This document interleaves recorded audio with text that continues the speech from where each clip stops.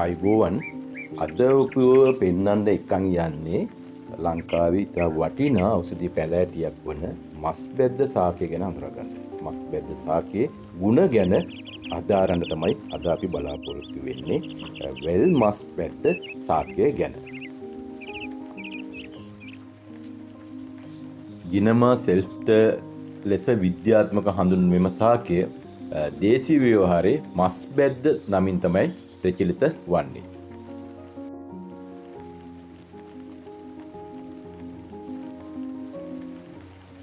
මේ තියෙන්නේ කුඩා රකිල්ලක් මේ සිහින් පත්‍ර. දැන් ඔබට හම්බෙන්නේ මස් බැද්ද පැලේ පුංචි පැලයක් නම් එහි පත්‍ර මේ ආකාර සිහින් වෙනවා. නමුත් පැලේ මේරීමත් සමගම එහි පත්‍ර ඕවලාකාර හැඩයට මේ ආකාරයට පළල් පත්‍ර දැක ගන්නට පුළුවන් වෙනවා. ඔම් කඩද්දී මෙතන හොඳට බලන්න කිරි යම්මටම සීරයක් වෙනවා මේ පේනවද පුංචි කිරි මේ සබන මේ කොළ මම දැන් දෙකක් කඩාගත්තා මේ කොළේ පුංචි බූවක් තියෙනවා කුඩා බූවක් ඔයක් තියෙනවා මේකේ මැල මේ කොළේ මේරීම සමග තමයි මේ පළල් ගතියක් එන්නේ නැත්නම් මේක සාමාන්‍ය සිහින් දිගටි ස්වභාවයකුත් පෙන්වනවා. දැන් මේ තියෙන මස් බැද්ද වල මේක ලොකුවට ගිහිල්ලා තියෙන මේක අඟුණ කොළ මේ අඟුණ වැලේ තියලා තියෙන මස් බැද්ද. දැන් ඔබට පෙන්වන්න යන මේ මස් බැද්ද සාකේ එකක් තමයි මේ හැඩය. මේක සරල පත්‍රයක් වැලක් වැල කන උඩ දෙක කිරි දැක්ක පුංචි බූවක් තියෙනවා.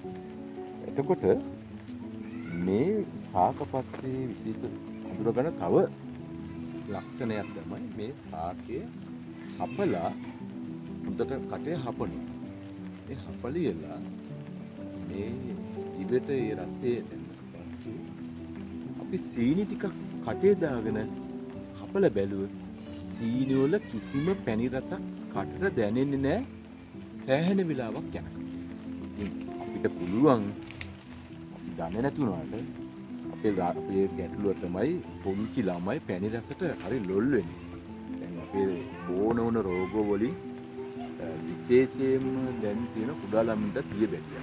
අපිට පුළුවන් නම් ළමයින් හඳුන්වා දෙන්න ටූත් පේස්ට් වලට මස් බැද්ද වල මේ සාරය දාලා ටූත් පේස්ට් එකක් හදුවා නම් ඒ ළමයාට අන්න පැණි රස දැනෙනවා. ඒකට පැණි රස වලට රුචිකත්වය අඩු වෙන්න පුළුවන්. ඒක මොනවදීම ඒම මේකේ ගුණක් තියෙනවා. මස් බැද්ද රෙඩ් රෝග ගණනාවකට සුවක් විශේෂයෙන් දියබෙඩියාවට ගොඩක් හොඳ බල මේක ගොඩක් තිත්ත නැහැ. අපන්න පුළුවන්.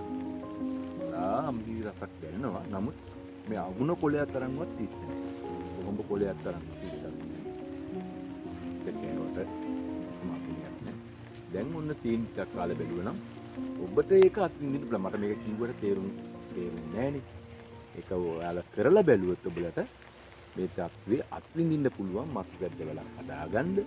මේක නිකන් වත් එක අපි මස් බැද්ද පැලයක්, පහ පැලයක්, ඉදිරි පැලයක්, සේර පැලයක්, හරි පිංක පැලයක් මේවා අපේ වත්තේ තියෙනවා. ඒ මගේ වත්තේ නම් තියෙනවා.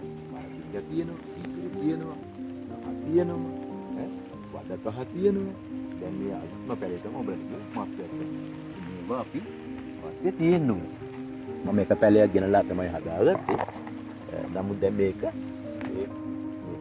ඉරලා තියෙනවා.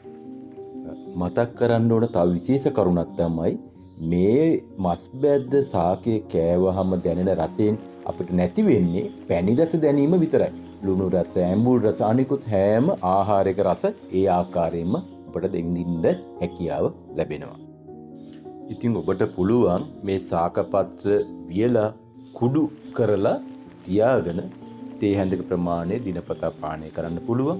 ඒ වගේම දිනපතා කොළයක් දෙකක් ආහාරයට ගන්නත් පුළුවන්.